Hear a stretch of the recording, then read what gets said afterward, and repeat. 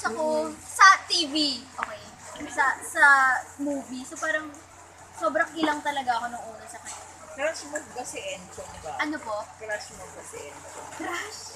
Hindi po. Kilala ka fresh na si Captain America.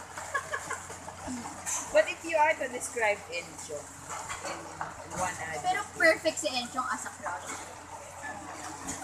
Grabe naman promo yun. Pero sobrang PG lang talaga. Ano? Kung ano po? kung i-describe mo siya in one adjective. Yung maganda po o yung pangit? Siyempre, Pareho. Bigay ka ng tatlo bawat isa. Sige, sa maganda. Sa maganda. Guwapo. Mabait.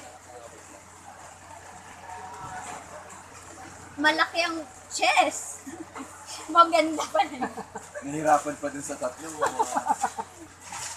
Pangit.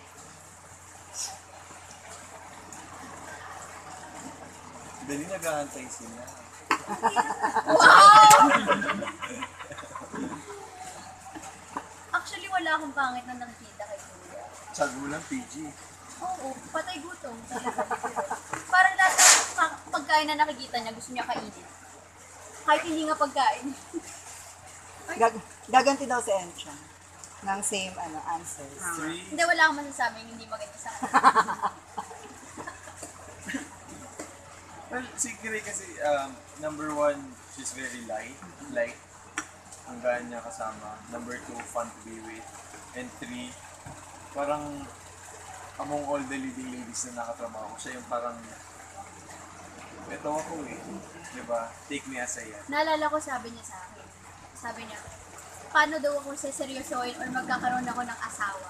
Kung lagi daw akong magalaw. Parang, Oh. parang sobrang gaslaw ko kasi, di ba?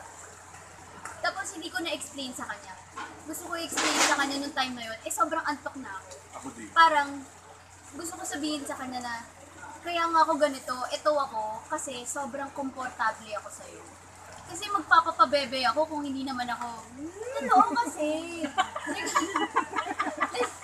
Diba, kung hindi mo naman gusto yung kasama mo, hindi ko papakita kung ano ako. Pero ito ako, kasi nga, sobrang komportable ko kasama mo. Parang gano'n. Kaya sabi ko, Kahit yun, nabubulol-bulol. kaya parang, oo yan. Tapos pinipilit mo maging tama. Oo, pag nagagalit na siya, pag naging English na si Enchong, galit na siya. O hindi ah. Talaga, Are you yun, okay? yun yung napansin mo sa kanya na. Oo. Actually, nung una kasi, Ano? bakit? Nung una kasi, kasi sobrang, diba, ano kasi kami, friends kami ni Kuya before. Kasi before. Umaalis kami before, kumakain kami together, Sinasama nanonood kami ng movie. Kasi ilang beses, diba? Tapos nililibre niya ako. Hindi niya ako pinapabayad. Kaya Hindi ko na maalala yun. Pag may nililibre ako, nakakalimutan ko kagad.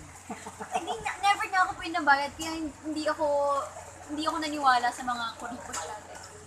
Tapos matagal kami hindi nagkita, kaya parang strangers kami na sa ulit. Kaya parang malaking adjustment. Nung nag-shoot na kayo ng movie. Parang nung nag-shoot kami ulit, nung nag-shoot kami ng first time, para akong nangangapa sa dilim. Ito ba siya? Kailangan ko po magsalita? Magsasalita ba ako? Ano sasabihin ko? Ano itatanong ko? Laging ako, But after the second watch, pero ang hirap kasi sobrang tahimik niya. Para siyang parang inaalam muna niya kung magsasalita ba siya, kung ano sasabihin niya. Eh ako, sabi ni mama, kausapin ko kasi ako yung madaldal sa aming dalawa. So kailangan ako yung mag-reach out. Sabi ko sa mama ko, babae ako mauuna, makikipag-usap sa lalaki. Sabi niya, hindi ka naman makikipaglandian eh.